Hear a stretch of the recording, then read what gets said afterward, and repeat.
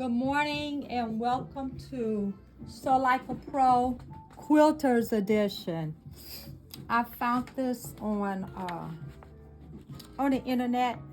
It is half squares and they did it in a gradient. But I used the fabric, and on your fabric is always a little chart to show you all the colors that's in the fabric. So I pulled out some of the colors out of this fabric to make my half squares.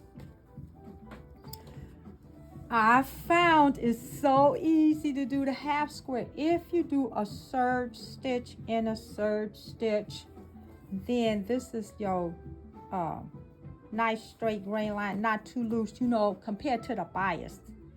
So the lengthwise is the strongest, the crosswise is the second, and the bias is the weakest. So usually when you do your half square, you stitching on your bias, and you have to be very careful that you don't stretch it. This way it's less stretch and less stress. So first I want to get rid of my selvage. So I'm going to cut that off first. And then I want to square on my 45, not square, but I want to line it up on my 45-degree angle and cut off my first side. So I'm going to line up to the serger stitch and right along the very edge and cut a 45. So this is going to be a waist, but you can always use it later.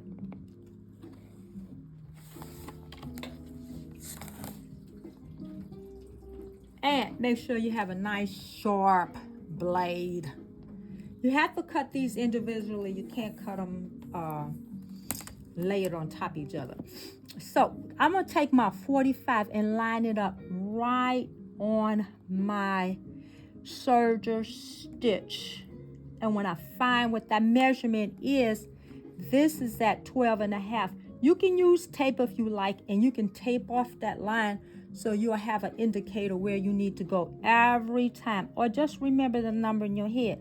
So once I hit this on my 45 degree and this on my 45, my two angles, and it's hitting on the top of my serger stitch, I know I'm good to cut.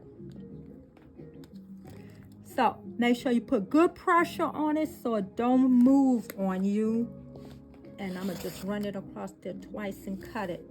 So after I get this, then I just finger press it. And you can see, I'm just gonna follow the chart so that I can get the design that's set up on the chart. So I use those colors, and here's my chart. Next, I'm just lining up my lavender, right? So I can get that zigzag pattern. So then I'm gonna line this up, and then I'm gonna get my next cut. So I have to turn the ruler the opposite way.